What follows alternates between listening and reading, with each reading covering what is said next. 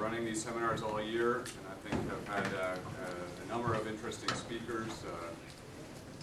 For example, in January we had Chiu Huafei from Tongji University. Last month we had Dan Kosteka from Office of Naval Intelligence. So as you can see, we're trying to bring a real variety and hope to enrich the discussions of students and also faculty here as we consider Chinese maritime development. Before we begin today's session formally, let me mention quickly that the Institute will hold its annual conference in just 3 weeks' time. The dates are May 4 and 5. So the title of that event is Chinese and American Perspectives on Non-Traditional Security Maritime Implications. We hope many of you will participate. We have about a dozen experts coming from the PRC to join our discussions, many policymakers from Washington, and a great group of academic thinkers as well. So I think you'll find this worth your time. We'll try to circulate the agenda. Please speak to me afterward, or Lieutenant Commander Ed Fiorentino. Can you stand up, Ed, maybe? Get with Ed. He will help you sign up and give you additional details on the conference. We would welcome your attendance there. So let me take a moment and introduce our speaker, Professor Brantly Womack from UVA. We're so pleased to have him here. He's had a very long, distinguished career as a China specialist, China specialist who reaches well beyond China and has developed great expertise in other important Asian countries as well. I think many of you have read his bio. He's the Cumming Memorial Professor of Foreign Affairs at UVA, the author of several books, including Foundation of Mao Zedong's Political Thought, 1917 to 1935, Politics in China. And the book that he's written that's just coming out now, I think that would be extremely important, is called China and Vietnam, The Politics of Asymmetry and China Among Unequals. I guess China Among Unequals. Okay, two different books. China Among Vietnam was out in 06. Yeah. All right. Okay, so China Among Unequals, Asymmetric International Relationships in Asia. That's the one that's forthcoming. If you look in his background, you also see that he made his first trip to China in 1978. Really incredible, and to Vietnam in 1985, and perhaps most interesting. Many interesting things in his biography, but extremely interesting that he. In October 2009, he was the only outside participant in the second China-Southeast Asia Dialogue Forum held in Nanning. So today we have a wonderful opportunity to discuss this extremely important issue, I think, that's on all of our minds. So please join me in welcoming Professor Womack. Well, thank you, Lyle. It's an opportunity as well as an honor to be here. This is my first visit to Naval War College, and I've spent a long time in Asia on land, but not much on the water. So since especially in China-Southeast Asia relations, there's a lot of water, and the water has its problems. This is a real opportunity for me, sort of a work-study opportunity. My talk is the way I earn my opportunity to hear what you have to say and to hear your expert reactions to the generalizations that I make based on the sort of mainland and sovereign politics of the area. So I'm really looking forward to this session. And there's three things I would like to cover. The title of the talk was South China Sea, Symbolic Conflict, Common Interests, and those are two of the things. But of course, in the United States, the third thing is, so what are the implications for us? So first thing I'd like to talk about is the nature of the tension between China and Southeast Asia in the South China Sea. And the second thing is the realities of what can be gained in the area by anyone. And the third thing is the consequences for American strategy in the Western Pacific of the first two. And I'm going to try to keep my remarks brief, though it's difficult for a professor, as you know. And it's very difficult to speak in something under a 50-minute, I speak in 50-minute lengths or an hour and a half, and so this is different. But I'm going to do my best. Okay, so let's start with the nature of the conflict. 5.5 states claim sovereignty over this area. There's the area here. It's an interesting picture. It's interesting that you'd have a picture where you see cloud cover in places, but you also see trenches. Interesting camera. And Southeast Asia is generally divided into mainland and island Southeast Asia, and the big middle is the area that we'll be talking about. And it shows the importance of the South China Sea to Southeast Asia as a region. And yet these 5.5 claims. Why 5.5? Because China, People's Republic of China and Republic of China share the China claim. Chen Shui-bian has a demurrer on that. He tried to make the claim, the Republic of China claim into a Taiwan claim, but generally speaking, the claim is that it's Chinese territory. It's just that there's two Chinas claiming it.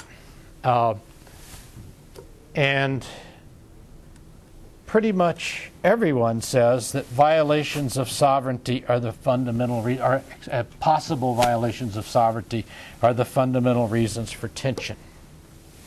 Okay, I'm not going to go into the overlapping sovereignty claims. And you can see why from this, because this would take a lot longer than not just the time we have, but any normal person's attention span. So we won't concentrate on that question. What we'll concentrate on, you can get lost in the trees on this, because the forest is a totally different picture on South China Sea. Now, Chinese and Vietnamese claims in particular are based on history, but it's been a very strange history.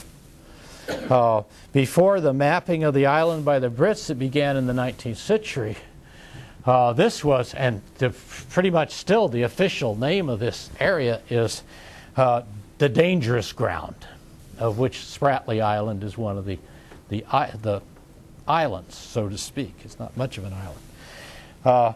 And before the mapping of these islands, this is pretty much the Bermuda Triangle of the South China Sea. You have coastal vessels avoiding this central area of the Spratlys Islands. And this was true of early Western explorers, too. You have the first maps, the 17th, 18th century Western maps of the area are good on the coasts of Vietnam, less good on the western coast of Philippines, but that's the way they were going, too. But as blue water navies and more commerce, especially from India to China, developed, the Brits wanted better mapping. They wanted to know where the problems were. They wanted to be able to deviate from coastal sailing to blue water sailing in the region. So they had a special interest in figuring out where things were. So these, nobody paid much attention to these places except as where is the dangerous ground located? Where are the problems? What are the possible channels? And the fact that there were different names, Chinese names, Vietnamese names, whatever, for areas, they're not very specific because they were places to avoid. They weren't places to go to. So what we're talking about in sovereignty terms is very, very different from the mentality that you sometimes see expressed in my familiarity with China and Vietnam of sacred sovereign territory which we defend against outside. This is no Turkey with different groups coming in and occupying valuable territory. This is territory where there's conflicting claims precisely because that it was a danger zone rather than an opportunity zone. Okay? So the conflict, the ambiguity of claims is a product of a kind of insignificance, at least an opportunity insignificance. The Paracel Islands, and that's far larger than any Paracel Island, are basically equidistant between Hainan and central Vietnam. And they have roughly the same situation. They're 1/10 the maritime space of the Spratlys Islands, but they're also the chief visible features of the Paracel Islands, according to some people who've been there. I haven't been there.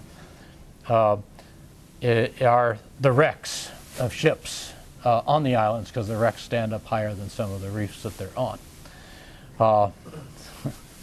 Not a place that you want to visit. The Vietnamese offered to take me to Spratlys one time, and they said, yeah, we can take you there, but we can't guarantee within a month when we can bring you back. This is a place that has 4 square kilometers, the Spratlys, 4 square kilometers of dry land. It's average of 10 typhoons a year. I've heard that the ocean currents are very bad in the region. Very little land, very little height on what dry land it has, so very much exposure. It's not a place where you would want to spend the summer.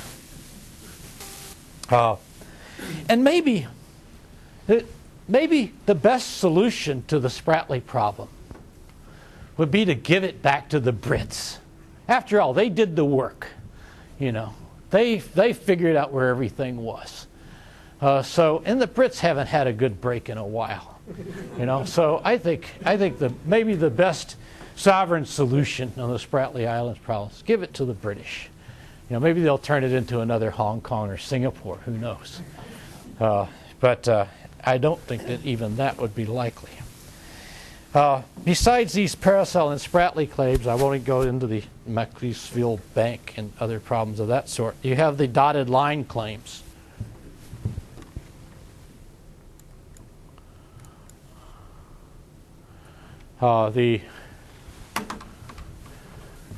These are the Chinese maritime sovereignty claims.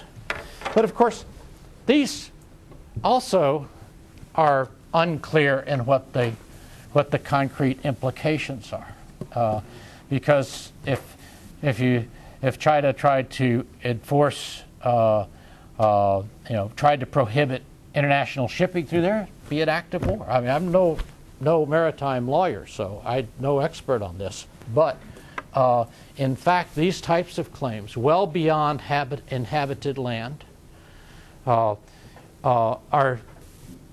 very difficult to specify as far as their content goes. And you have China and ASEAN agreeing in 2002 to the Declaration on Conduct of Parties in the South China Sea, where all sides committed themselves to notification and peaceful resolution of conflicts, though not committing themselves to what the Southeast Asians would like to have, which would be a continuing process of progressively more specific commitments to cooperation and peace. So what's going on here? You know, what are these? Why are the Spratlys a problem?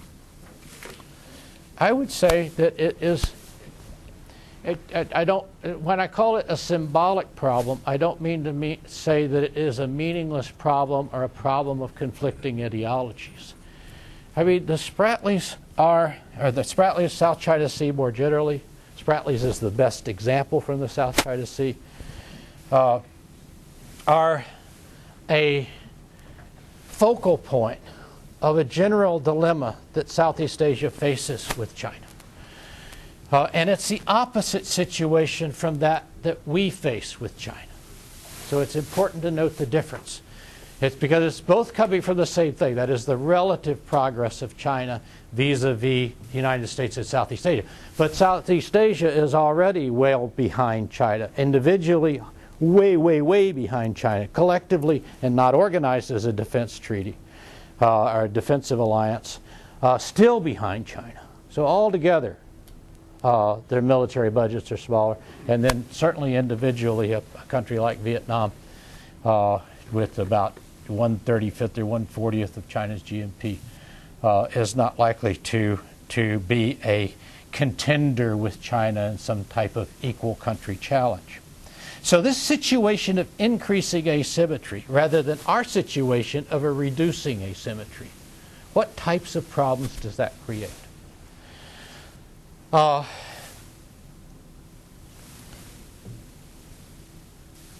And a relationship that in the future and at present, and since, in this new era of global economic uncertainty that began in 2008, is likely to grow thicker and more asymmetric. So the problem we're talking about is not just a problem that exists, it's a problem that is growing. It's a situation that exists and a situation that's growing. But thanks to China's good neighbor policy since the 1990s, this growing relationship with China, whether of Vietnam, Thailand, Indonesia, or ASEAN as a whole, is not seen as a bad thing. The China-ASEAN Free Trade Association had its formal inauguration in January. And in general, the countries of Southeast Asia have benefited enormously from relationships with China and from the expansion of China's markets, and more recently from the expansion of Chinese foreign direct investment. So the speed of China's recovery, the strategic need that the trade patterns of Southeast Asia face, and having to reorient from if not shrinking developed country markets, at least markets of relatively less growth in Europe and the United States, and reorient toward growing markets. And what's the largest and most convenient growing market to Southeast Asia? China. When I've made this argument in Vietnam, the people say, "What? Us sell things to China? We buy everything from China.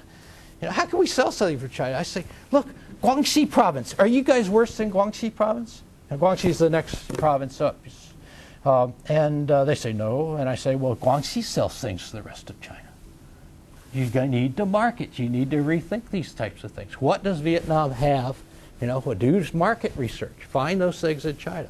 So you do have this opportunity. It's not just a tactical opportunity. It's not just a trade pattern.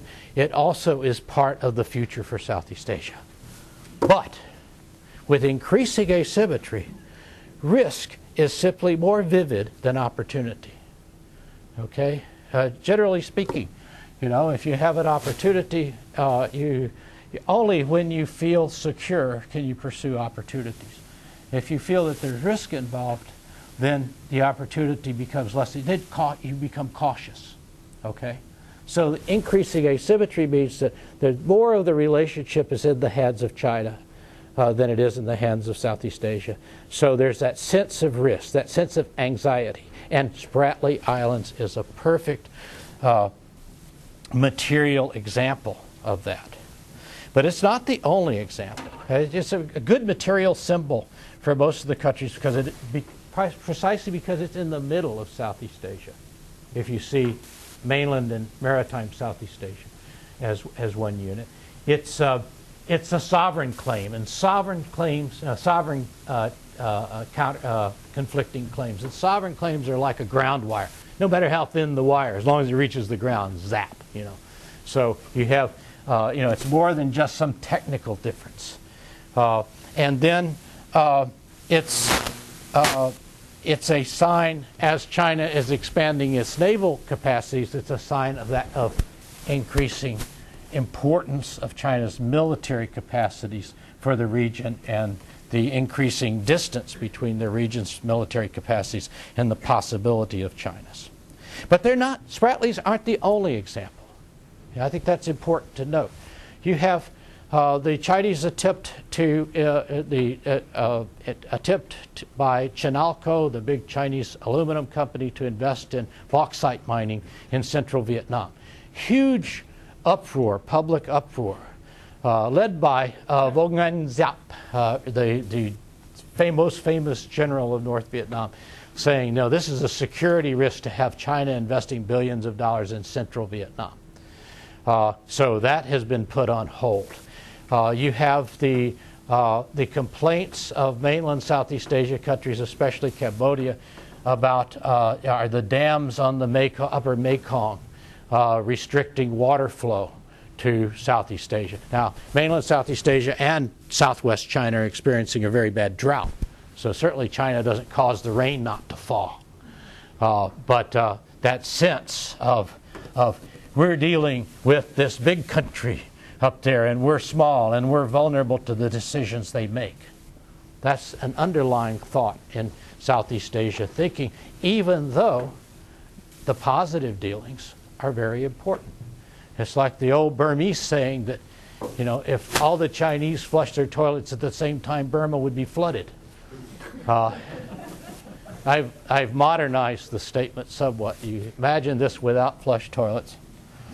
So you have this problem. Now, think about it this way, that if you're sitting next to an 800-pound gorilla, and the gorilla's smiling, and he's sharing his bananas with you, you know, things could be worse. But you still want other people in the room, you know.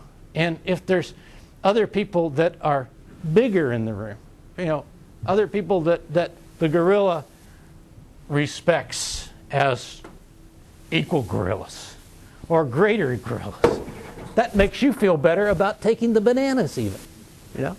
You don't necessarily sidle off the bench, you feel more at peace. Okay, so you have that type of situation.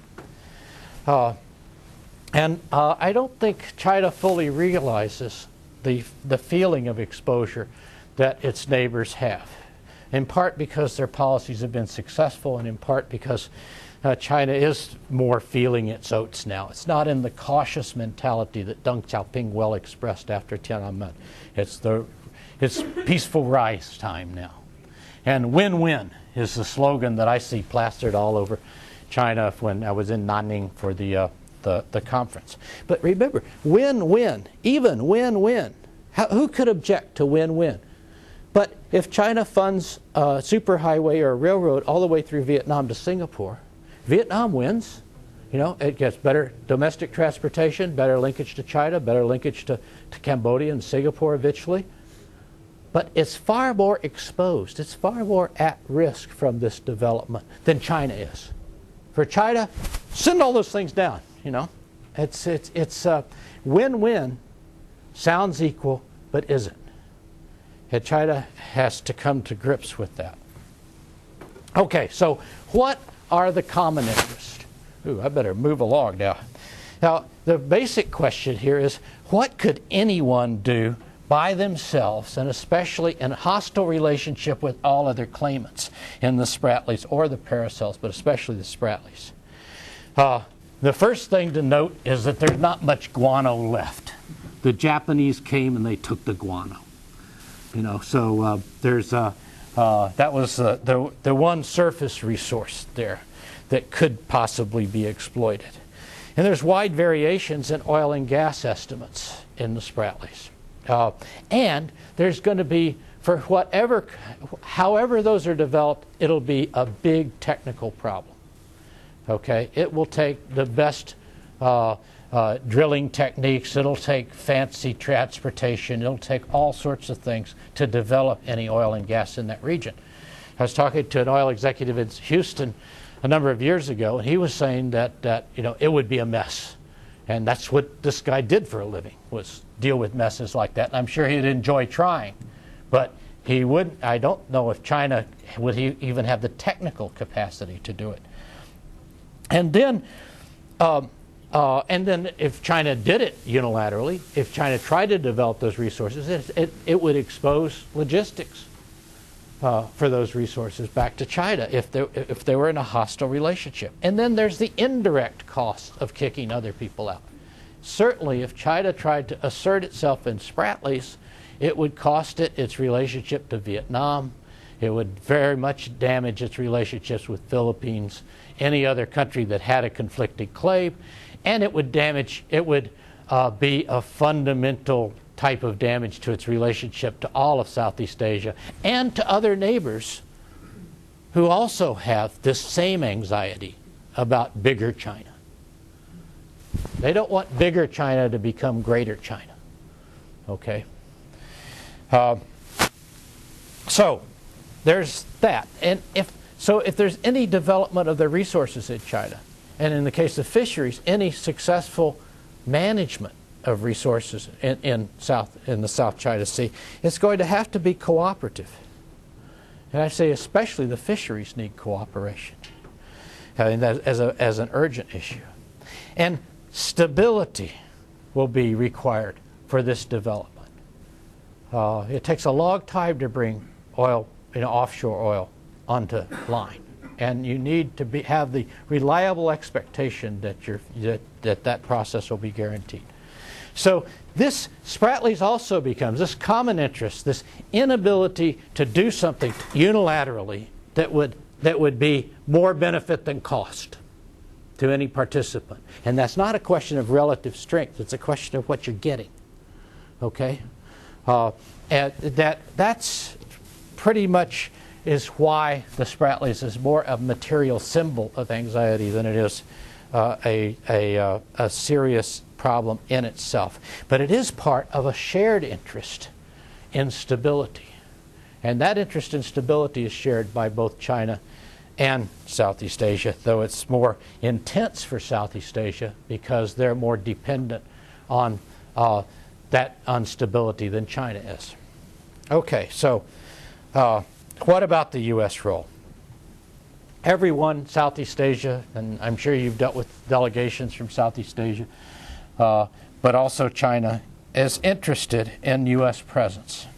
China is less interested than Southeast Asia in U.S. presence. But China is also interested in stability, okay? Because a vacuum, a U.S. withdrawal would be problematic for the stability of China's expectations and not help it toward any particular benefit over cost. But what Southeast Asia is interested in is not balancing against China with the U.S., because that itself is too destabilizing and would cost them present opportunities. Okay? So that's a real problem. What they want is stability. What they want is a U.S. presence that's like the Buddha on the mantle.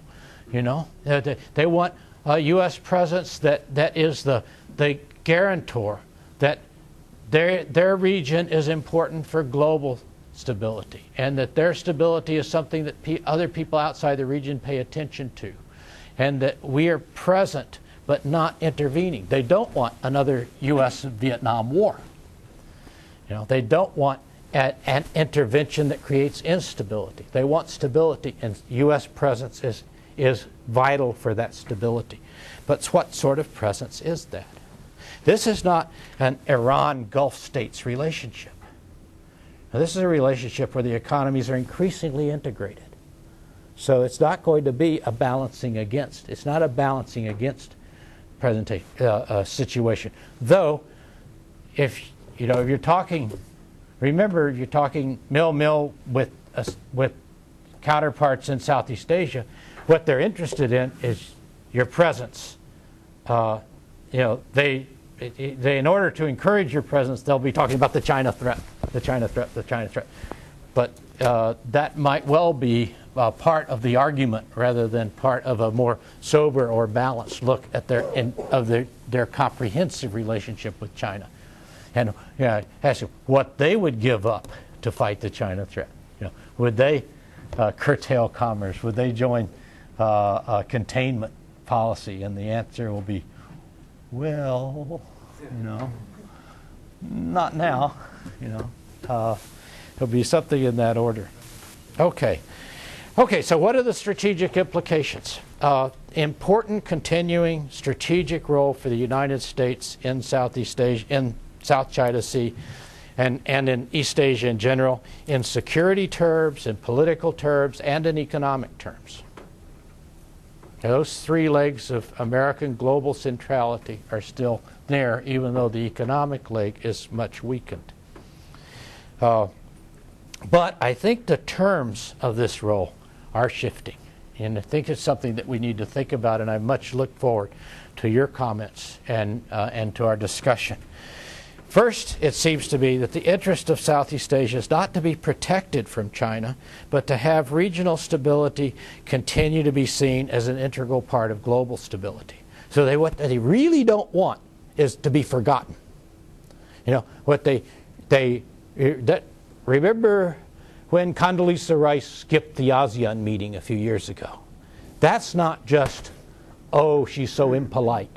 You know, that's, oh, that was Southeast Asia was very upset about that because they don't want to be forgotten. You know, it's not so much military presence, it's presence of the global power, interest of the global power in stability in their interest in the region. They want, there's no need to guarantee in a military fashion Southeast Asian autonomy against China because China recognizes the autonomy. It has relationships. It has mill-mill relationships. It has every possible sort of relationship with every state and with ASEAN as well. What they want to do is use the triangulation with the U.S. to confirm China's acknowledgement of autonomy and to confirm and embed its commitment to mutually beneficial rules.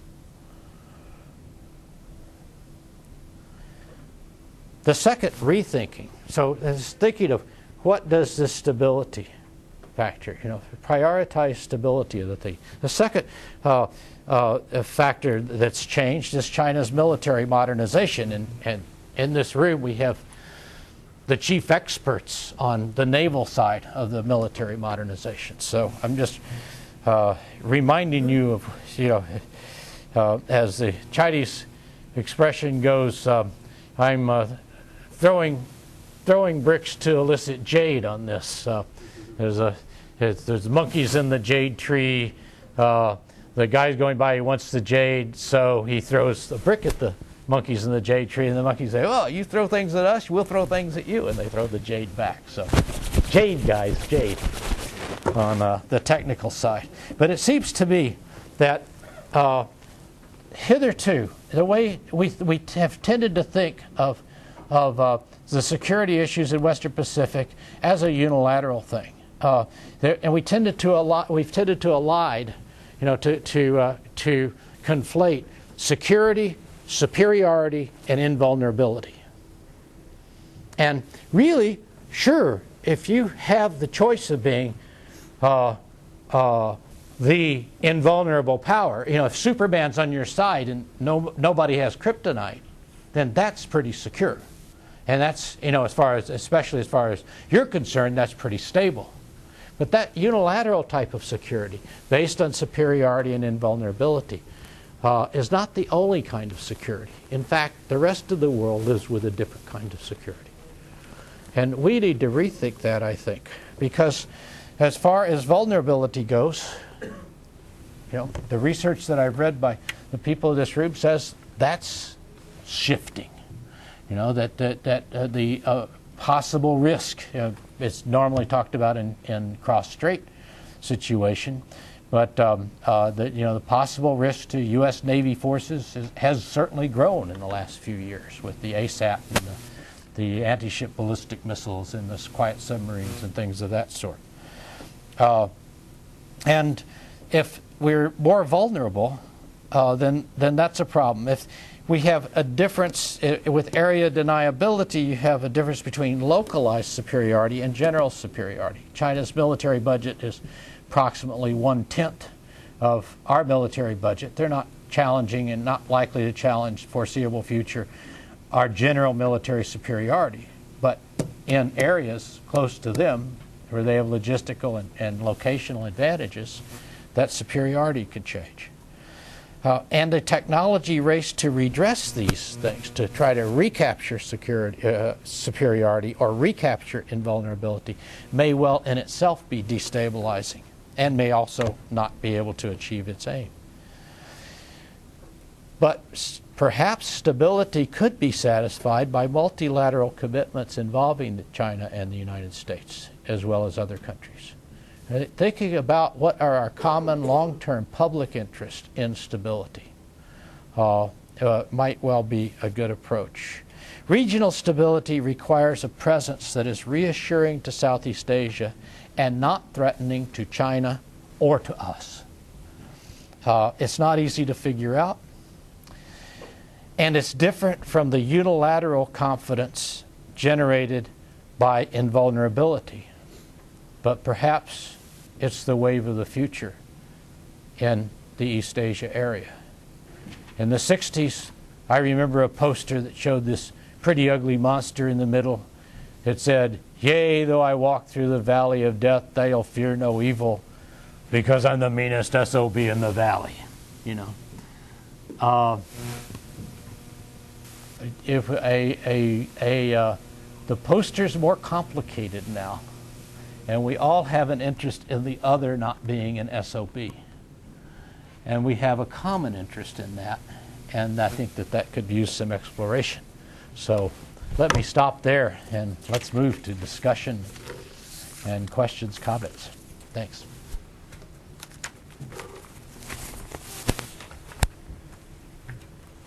Oh, let me give a footnote first. That history of hydrographic exploration in South China Sea, the International Boundaries Research Unit of Durham University has a very nice little book that I shamelessly borrowed from in describing the situation.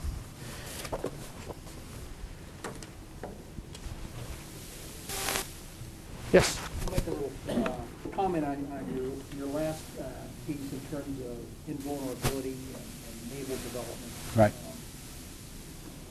The Chinese seem to me to be attempting, their mode of thinking seems to me to be continental. Uh-huh. In other words, and what continental powers do is build buffer zones around themselves. And in China's case, having suffered invasion and humiliation from the sea, they quite naturally are looking to establish, quite apart from any particular claims in the South China Sea, but in general, they're looking to turn the seas into a buffer zone. Mm-hmm. And that's inherently defensive, and they make much of that. And Mm-hmm. when I was over there, they That's right. You just got back, right? hitting Yeah. on that point. Yeah. The problem with it is, regardless of whether they have the DF-21 or whatever else, it just is not possible. You can't do it at sea. The nature of naval warfare, the offense trumps the defense. And I mean, you talk about a race to overcome anti-access systems.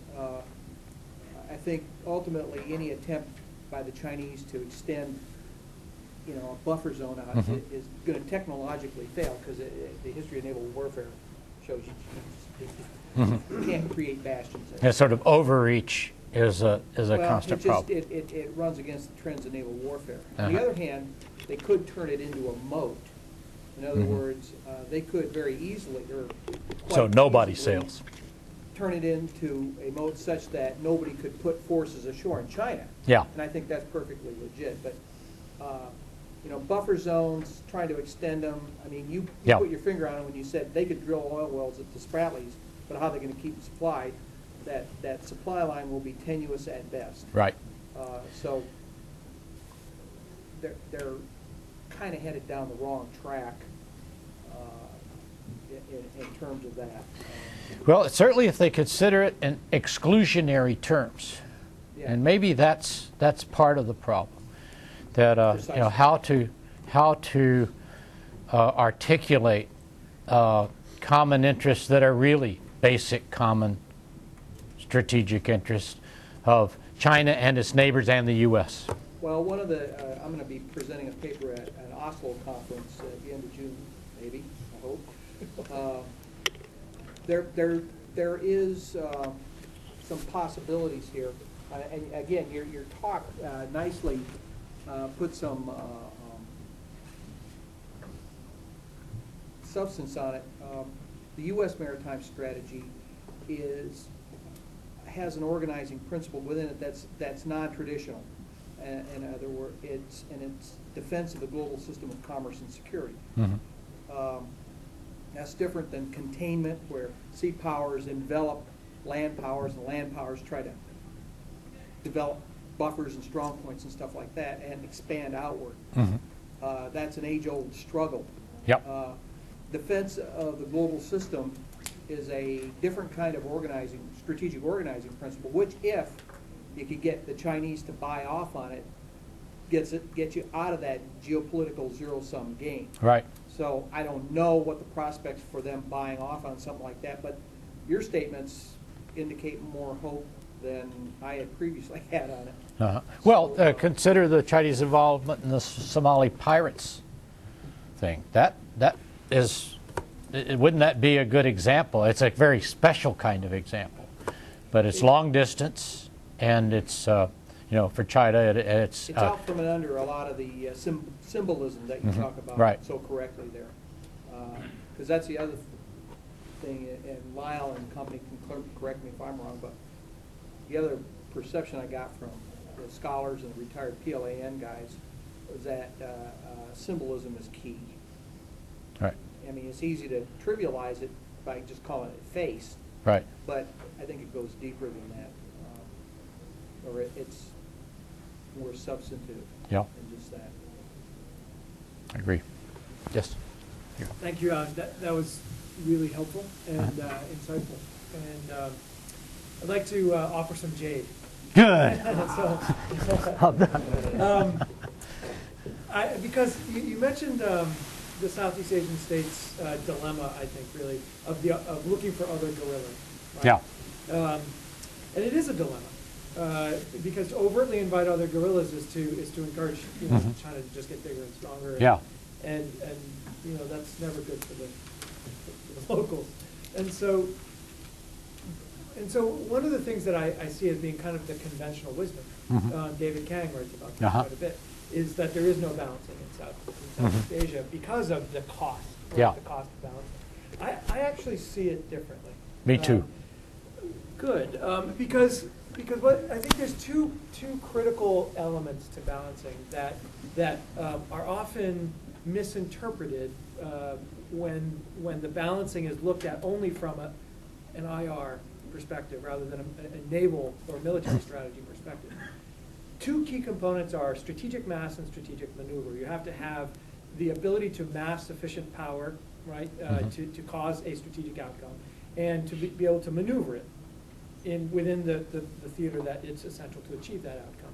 So strategic mass and strategic maneuver. On the European continent that David Kang talks about, that was done by amassing armed forces and maneuvering them on the continent in general.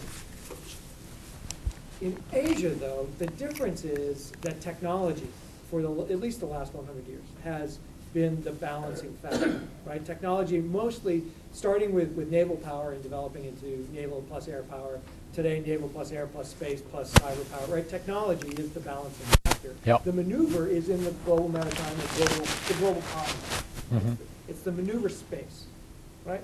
And so balancing now can be soft balancing, I would say, right? So you don't actually need to have a big gorilla, right? Which all you really need is to know a big gorilla in a sense, right? It's have their phone number, have their cell phone number. Yeah, because the technology can be somewhat off, right? From it can be off the center of the continent. In other words, it can be maritime. Right. And all you need is to be able at a critical or decisive time to be able to maneuver it.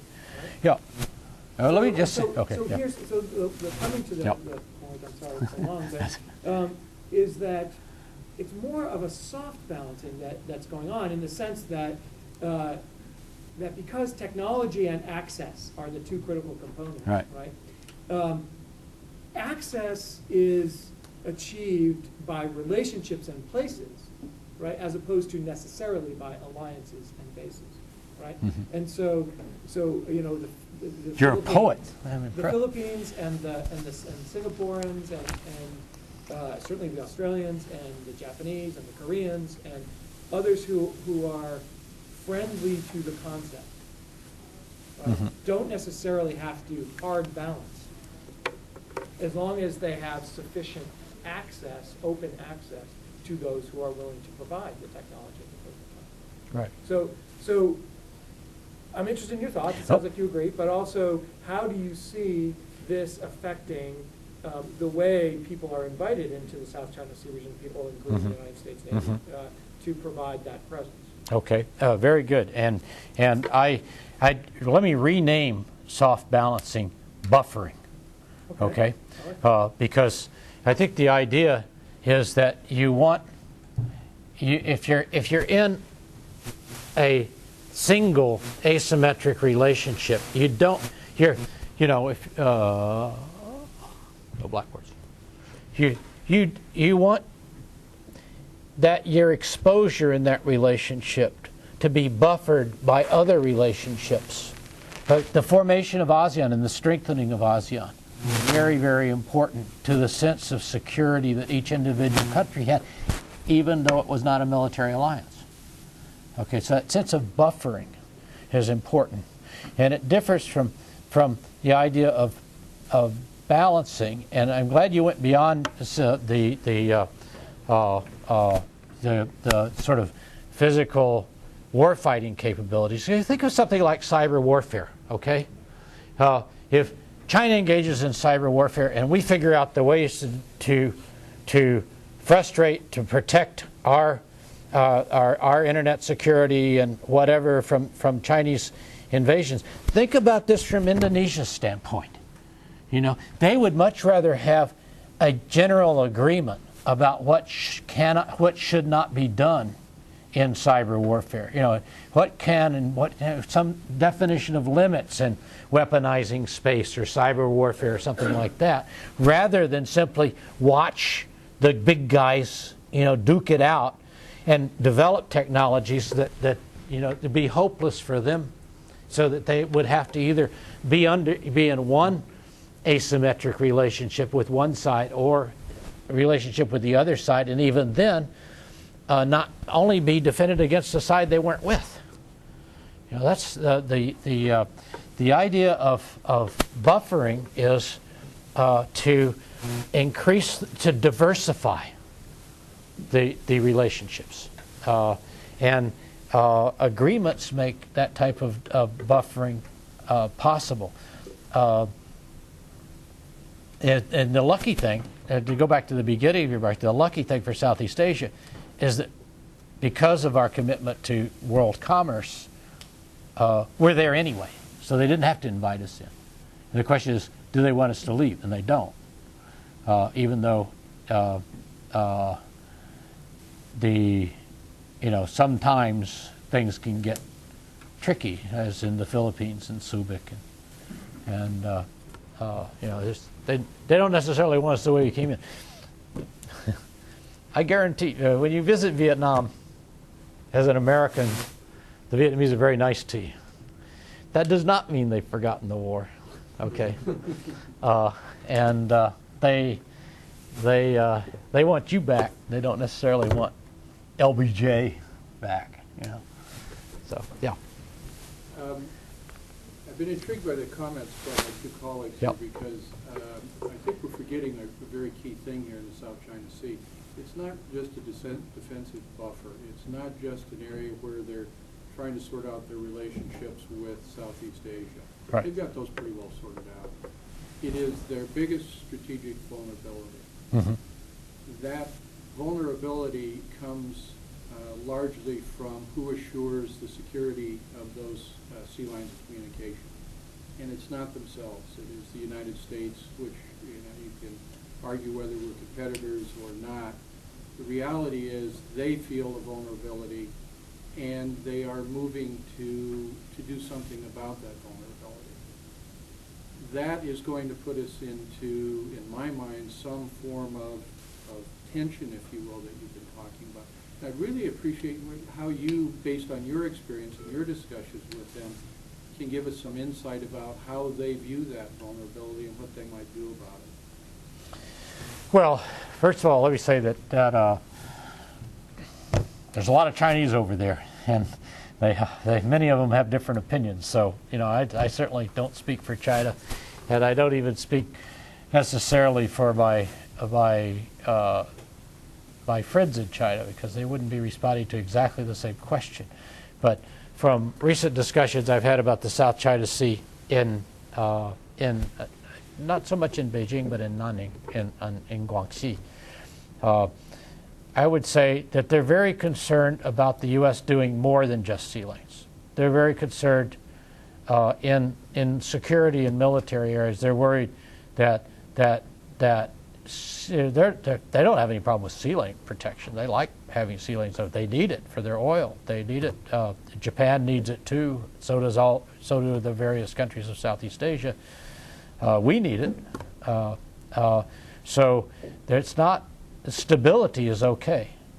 The question is, would we get involved on, say, the Vietnamese side on conflicting Spratlys claims? We never have. The Philippines tried to get us to support their claims in the early 70s.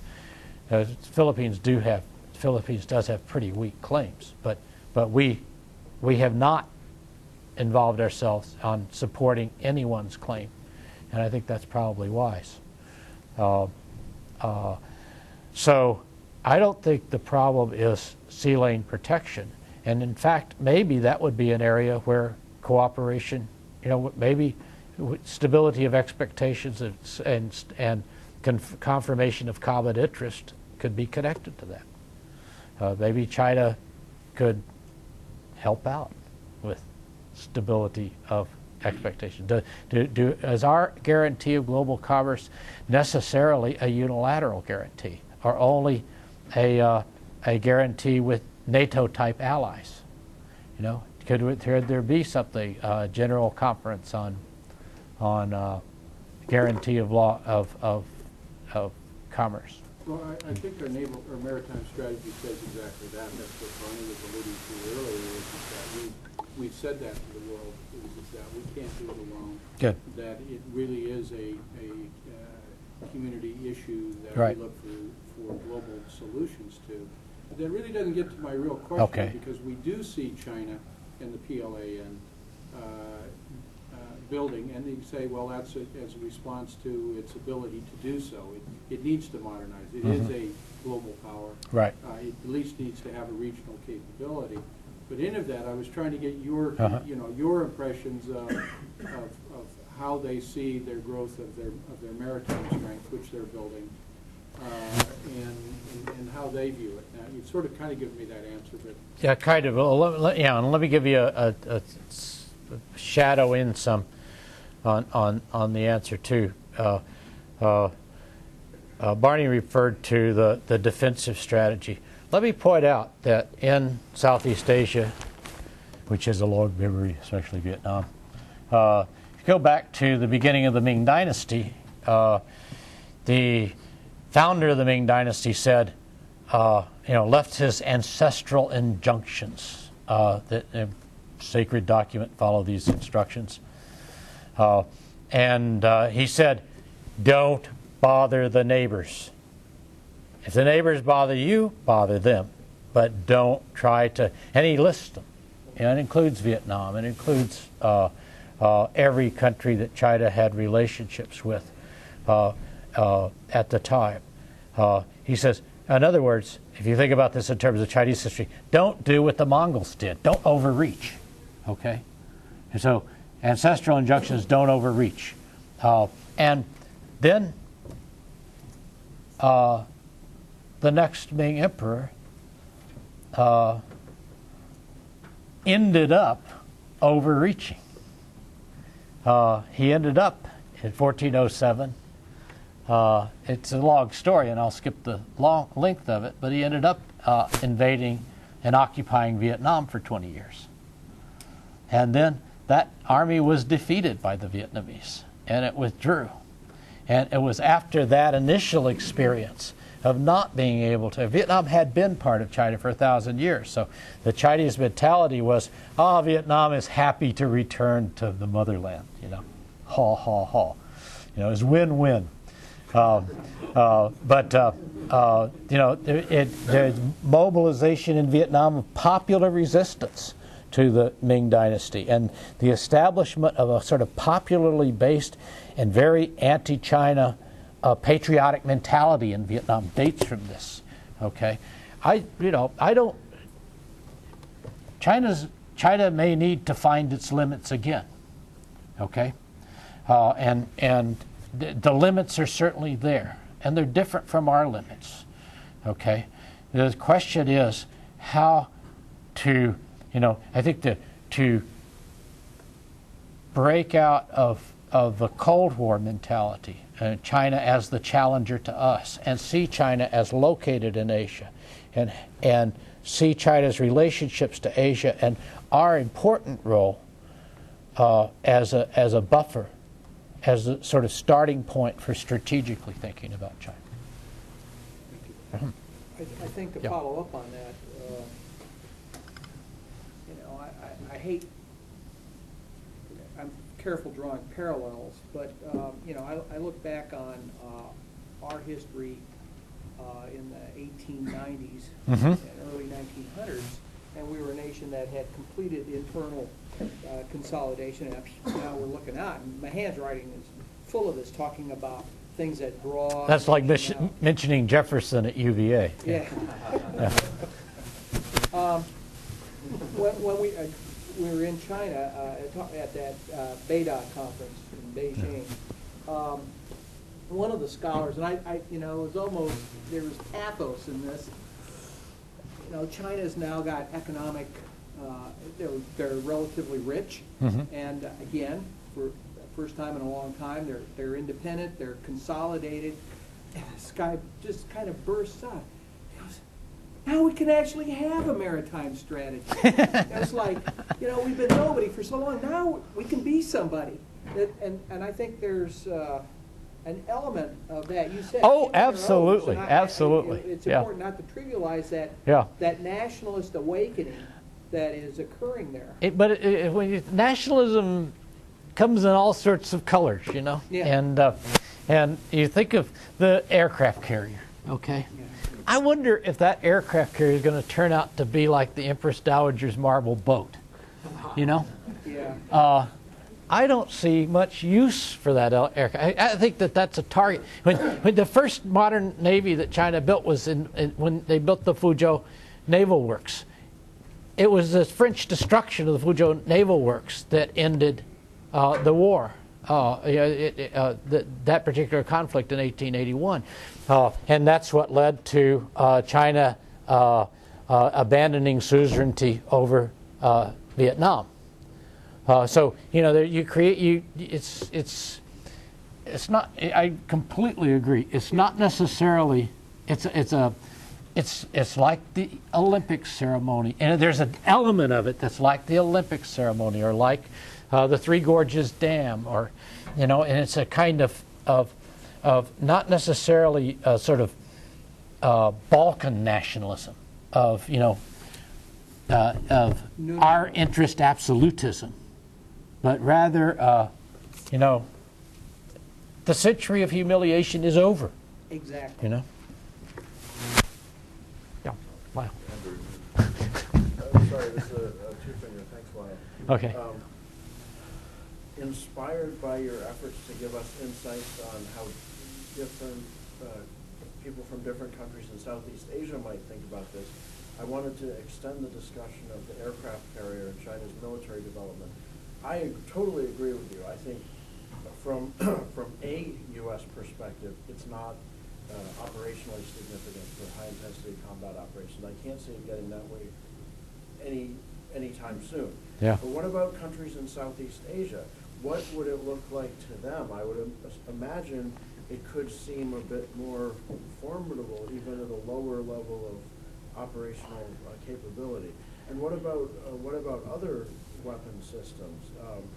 Are some seen as more relevant than others? There was just an article in Proceedings that claimed that actually China's ASBM development is not just a threat to the U.S., maybe even Thailand's aircraft carrier would be a threat from this. I personally disagree with the article to some extent, but maybe you could share with us, try to give us insights into how Southeast Asian countries may view various Chinese military developments, and how it might differ from how the U.S. views. Okay, well, the place, first of all, the same phenomenon of Southeast Asian militaries investing in things for matters of national prestige and relative military prestige is definitely the case. One of my former students, Panitan Watanayagorn, who's very busy being the government spokesman in Thailand at the moment, he has a lot to say. I asked him why Thailand was buying F-16s 20 years ago or so, and he said, because they're big, because they're fast, because they're expensive, because generals like to have them, you know. I said, you know, because the targeting didn't make any sense, you know. And so there you have that. And in Vietnam, where I'm much more familiar with the mentality, the Vietnamese certainly are concerned about Chinese developments, maritime developments, and their announced or reported purchase or plans to purchase of 6-kilo class submarines from the Russians are a sign of that. And that's a huge chunk of Vietnamese military expenses. I sort of did this in my head, but it looked like it was the equivalent of 1 year's annual, formal annual military budget. So there you have that type of reaction, but then again, I think that an aircraft carrier itself, the aircraft carrier wouldn't necessarily solve the problem of supply lines or oil lines to Spratlys, because it'd be, that's a long way to cover. Well, I guess the question then is, and it's related to the aircraft carriers, some of the things we're seeing is you look at systems that they're buying and the kinds of activities that they're doing. Yep. It's not clear to folks that are watching that what the end state really is, and they do a relatively poor job of being transparent. Mm-hmm. Just national. How can we encourage that? How can we sort of encourage them to be more transparent and explain to us exactly what this means, how it fits, and how it really does benefit, how it really is a buffer that is a win-win for everyone. I mean, that's the challenge, because it is a then challenge. you can swing to the other side and say, well, if we don't really understand that any rational actor is going to do these other things to counter that, and that's how you get into this race. It certainly is a challenge in two respects. One, Chinese traditional military strategy tends to rely on opacity and even deception, as key ingredients. Huh? Which doesn't escape us. No, right. And the second thing, which is possibly more significant, is that in an asymmetric security relationship, transparency is being vulnerable. And so as long as that mentality persists, and they have to have a reason for being transparent. I mean, if you're the biggest, if I have 2 6-guns and you have a slingshot and we're arguing, I can go like this and show you my 6 guns, and you put your slingshot away, unless you're David. So there's a different role in asymmetric relationships of transparency, I think, and China's still in the other role. And we would have to show them that this transparency that our goal was stability of expectations. It was something other than, we'd like to know where you are so we can find you in the dark. That type of transparency is something that no one would want to have unless they felt invulnerable. That's I'm amateur. You all are the experts. So I'm just throwing you another brick. Lyle. Okay, 2 questions for you, Brantly. Great presentation. The first, I wonder if we could drill a little bit more down on the question of China-Vietnam relations. Sure. Bottom line, how stable is this relationship? They seem to, always have turned a corner, but then, we wonder, In particular, the relationship is unique, I guess, that they actually have signed up to this maritime delimitation, and I wonder, can you give us some details on how it's working in practice? And then my second question, forgive me, is, and here, I think we would benefit hearing your kind of, if you will, outside perspective on the whole issue of the sort of impeccable incident, the EP3 incident, the surveillance mission. It's a sensitive question, of course, but I do think, those of us affiliated with the Navy would also benefit from kind of an outside perspective on all of that. Okay. Well, the first question I feel a lot more comfortable with, because China-Vietnam relations are something that I've been interested in for a while. I'm going to spend a lot of time. How much time? First question. And that gives me an opportunity to return to something that Peter said too. That we agreed that David Kong's a little bit too optimistic about the cultural acceptance of hierarchy in East Asia. Vietnam and China have, since 1999, had a relationship which I characterize as a normalcy relationship. That is, both sides expect that the problems that occur can be handled within the existing framework of the relationship, and that the benefits of the relationship will outweigh the costs. Okay, that's what I mean by normalcy in an asymmetric relationship. We hear a lot about asymmetry from me. That's my branding term, But it came about from studying China and Vietnam, going back and forth between the two, and seeing not only two totally different perspectives, but two totally different perspectives that the other side had no idea of, really, because they were all sitting on the same bench on their side, looking at the facts. And in the 1980s, when I started this, the hostility between the two kept them from thinking, well, what does this look like from Vietnam's side? What does this look like from China's side? Okay, so there will be conflicts, and the conflicts, that anxiety level does not decrease with a greater gap and a greater dependency. Vietnamese trade with China is going way up, but they run a huge deficit. They paid their trade deficit with China with their trade surplus from the United States. But they've lost, their trade with the U.S. went up 7% last year, but their profit margin went way down. They've been fighting for their share with the United States. Okay, so basically, they're concerned about a world where they're more dependent on China, not because of something China's doing, but because they're in this relationship where they're much more exposed to the risk than the other party. The opportunities are more acute, but also the risk, and the risk is more vivid than opportunity. So that's the general situation. I don't think the relationship will denormalize. Both countries had a very sobering experience with the costs of hostility from 1979 to 1991.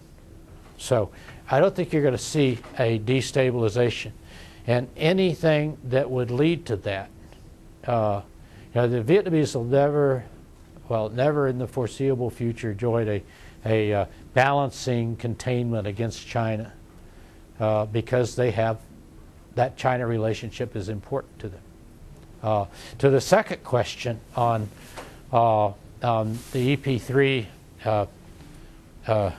Admiral Joe Freer is a good friend of mine, and he's given me the story of how he managed. He was the person in charge of handling the EP3 incident. The impeccable incident is something that I'm less familiar. That's one of the things I'm here to hear about these things. Okay, my impression is that there's there's to some extent it's staking out of turf and setting out trying to frontiers on both sides and sort of exploring things. A question that Peter raised in earlier discussion was, is what we're looking for in managing these types of conflicts something like we had with the Soviets of rules of engagement, sort of Marquise of Queensberry type of rules of this type of confrontation. Is this what we really want? Because after all, Marquise of Queensberry rules implies two boxers hitting each other, okay? Maybe that's too limited a framework. Maybe we ought to back off further from that and think of what common interests there could be and interest in principle. Chinese love to talk about principles, and they present their foreign policy as a foreign policy based on principles and their strategic policy, and take those principles seriously. See what about the relationship, if you as Barney was saying, symbolism is important. It's more than just words, and to take that mentality seriously. What can be worked with? That's what I would do. There's a, sorry, go ahead. Okay. The second doing research on Chinese policy behavior with regard to the South China Sea for a while, except, I don't disagree with your observation. Basically, I think China has been, taking a very kind of soft approach, in terms of signing the Declaration of Code of Conduct, Amity of Trade and Cooperation, Right. At this particular point, definitely they seem to shift away from a sort of military, naval kind of sort of approach, militarized approach, to a sort of economic, then traditional security, based kind of approach. Right. So my question is, what really drives Chinese behavior? What accounts for the Chinese policy behavior? Is it because of, for instance, if we watch carefully, for instance, China, because they still had a minor conflict with the Philippines back in '95, right? Right. The mischief reef. Yeah. Right. And post 1995, China seems to shift away from a different approach. So what really drives that sort of general policy redirecting? Is it because of the Taiwan crisis? Is it because of Chinese concern about the cost of conflict with Vietnam that you focus on? Because you basically say they were trying to revert to normalcy, because the cost of conflict could be too big, to the point China doesn't want to get involved in conflict. So that allows for a sufficient, deference and autonomy, using your term, because I've been reading a book as well. Or is it because I've been reading some Chinese literature, a lot of Chinese literature. Their concern is, they don't want to provide an excuse for the U.S. to organize a countervailing alliance. That seems to stand out pretty prominently. Sure. So in other words, I don't understand what really drive Chinese behavior. I even wish, I even have a hypothesis that the impeccable incident could deter China from doing more on the military front, because they're concerned about the cost, so to the point, at this particular point, they seem to develop a more coherent, South China Sea strategy, focus on economy, for instance, counter-piracy in the South China Sea, then traditional issues in the South China Sea, develop Hainan into China's Hawaii, that's sort of it's getting there, yeah. And also economic integration, Yeah. So my question is, what's your take on the driving factors for China's policy behavior? Well, you're the expert, but here's the way I understand it. There's a complex set of mutually reinforcing driving factors. And to start with the most abstract and the one that's likely to be least appreciated by a foreign audience, foreign to China, it would be 5 principles of peaceful coexistence, the whole mentality of China is running a new kind of foreign policy that's based on respect for others, mutual benefit, non-interference in domestic affairs, etc. So this is, when you look at the economic policies of China in the reform era, big differences from the past. So you look at foreign policy principles of the reform era with foreign policy principles not always pursued, but basically China was pretty good at using 5 principles of peaceful coexistence in its relationship with smaller countries. You look at Sophie Richardson's book on China-Cambodia relations. She makes the argument that from the 50s to the present, 5 principles of peaceful coexistence, even through the Khmer Rouge, was a key factor. So there's the ideology. Then that 5 principles on the ideological side was reinforced by reform and openness. So you have 5 principles not as an anti-colonial policy and a revolutionary policy, but 5 principles undergirding a reform, domestic reform and political openness to the rest of the world, regardless of ideological system. Okay, countries of different ideologies can deal with each other. So that's on the ideology side. Then you have the success of the economic policies. Okay? Why should China abandon policies that have been successful? And then, as it's successful with these cooperative region-wide policies, the cost of a policy that would alienate countries in the region or the entire region go up. So there's a little bit of that liberal argument about the rising costs of war, not in sense of the military, the direct military costs, but the opportunity costs. And the opportunity costs to China of changing from its current policy, I think, are pretty big.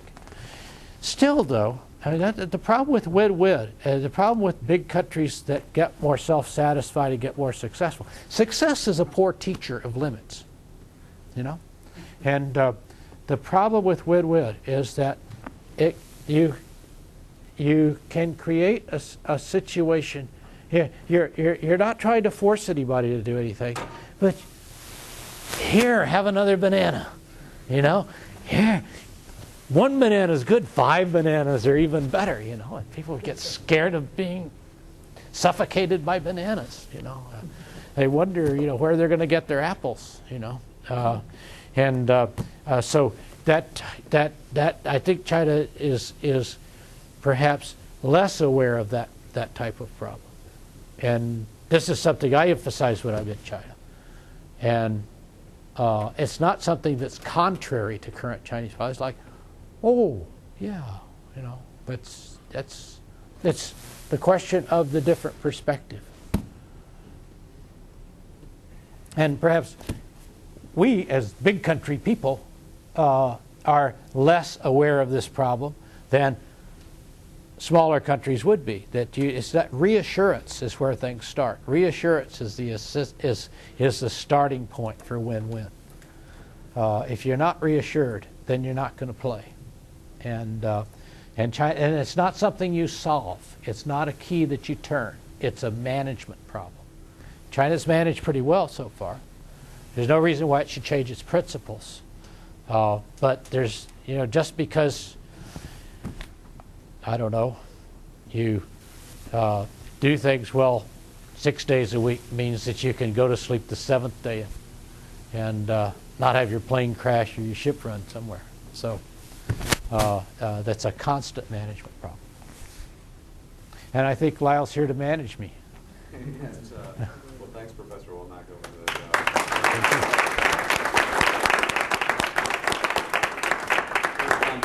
but I think we'll hope he'll be a frequent visitor here. Just as on your way out, just remind you about we are having the annual conference in a couple of weeks, so this is a similar forum. We'll be discussing very similar issues and have a lot of representatives from academic folks from China there who will be happy to field these questions, I think, in a very open way. One more thing, we will have one more seminar like this one, actually quite a unique event, that one also. This one is Colonel Yao Yunju from the Chinese Academy of Military Sciences. It's the last week in May, right? So we'll have an event like this, and again, we'll be sitting here answering But thanks for coming today. I think this is a very